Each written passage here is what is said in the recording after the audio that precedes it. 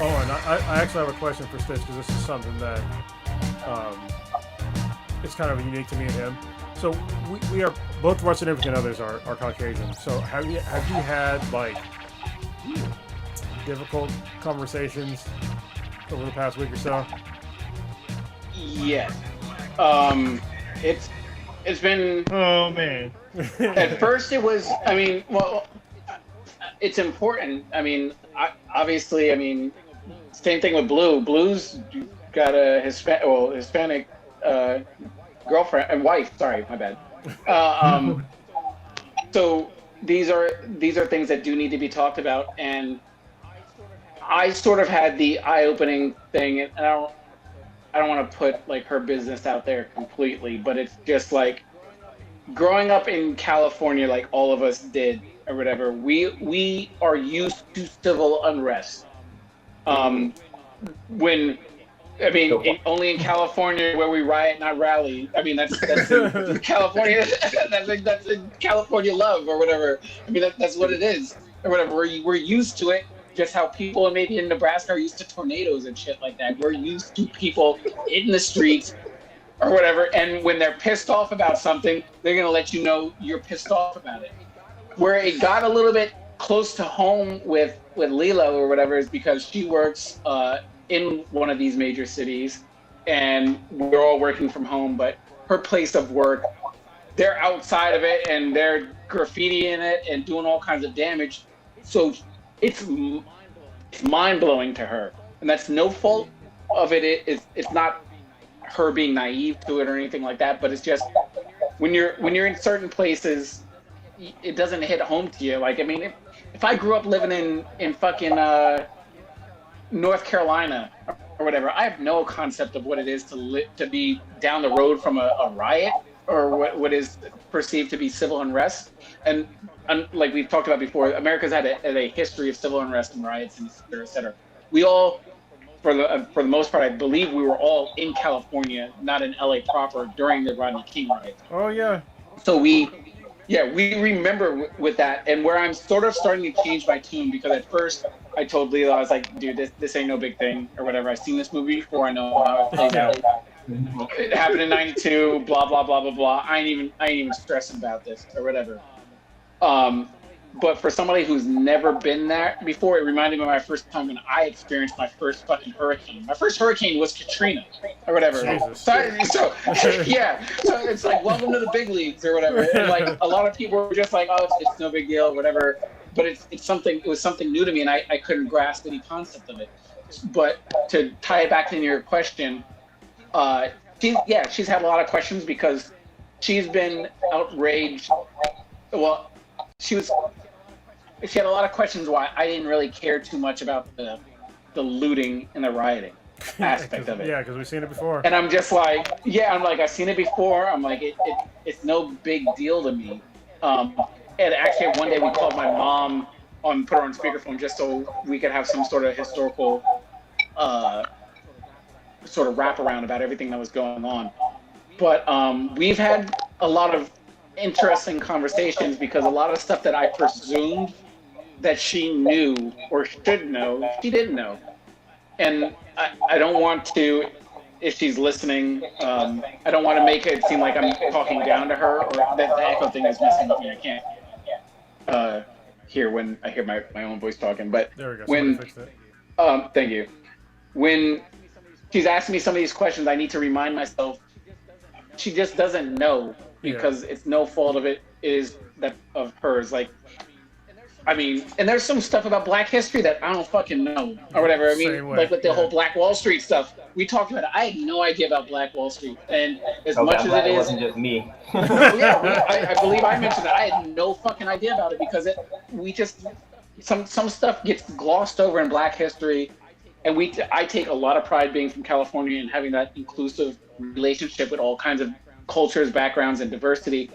Some stuff you can't cover it all in a school year.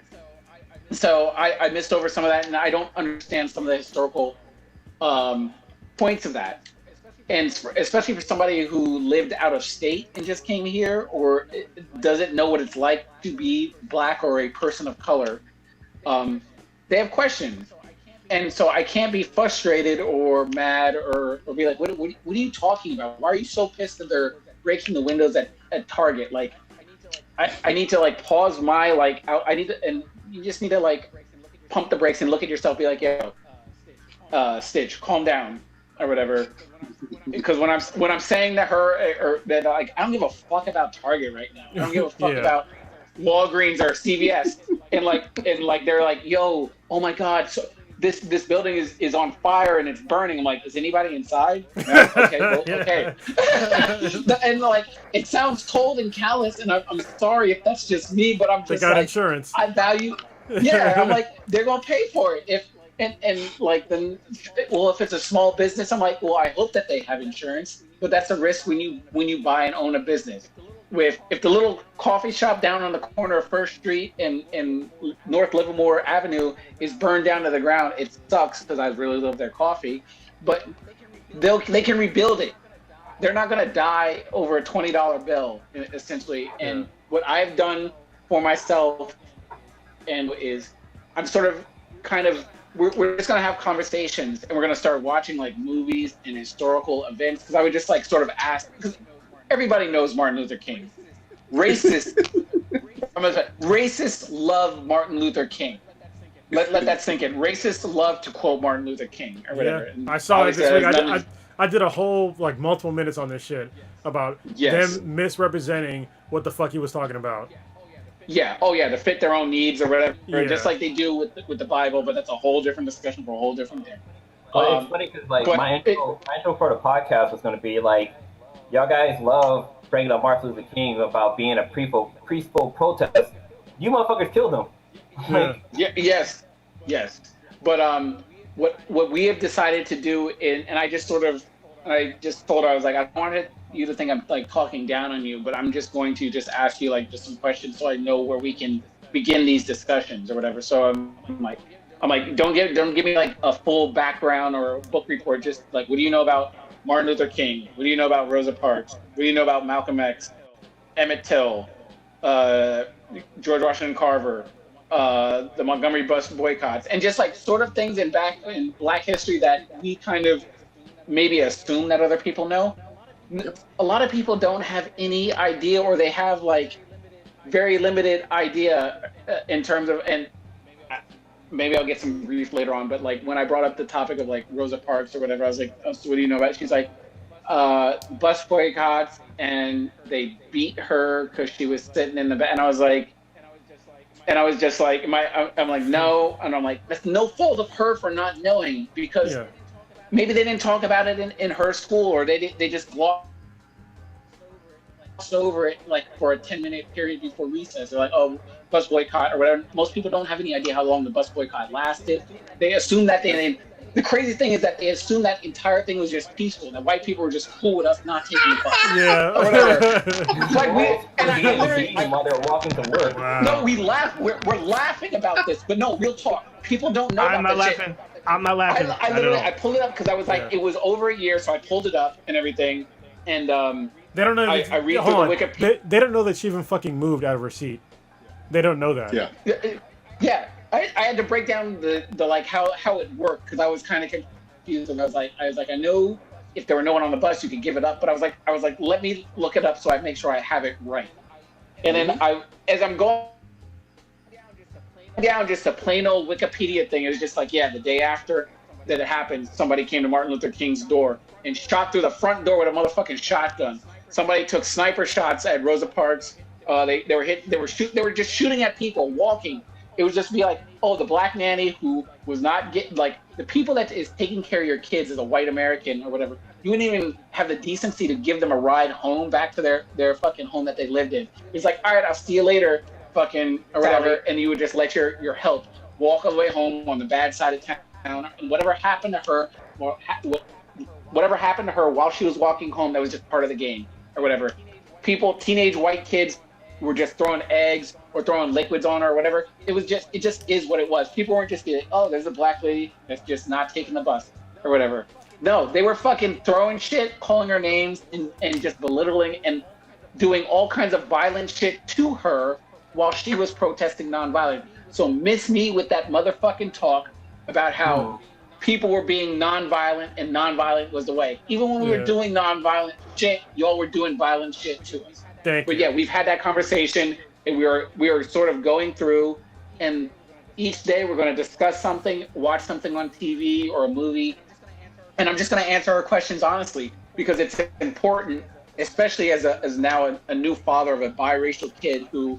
My kid won't darken up. I put her in the sun. She looks light as fuck. I can't do anything about it. That's what I gotta live with. Can I give you? I gotta make sure. I can give you some small hope. So Riley was super light for like couple of maybe a month or so, but your kids are older than that. But she was she had straight hair and was super light skinned for like at least a month, and then all of a sudden everything changed. But yeah, her hair was straight for a while.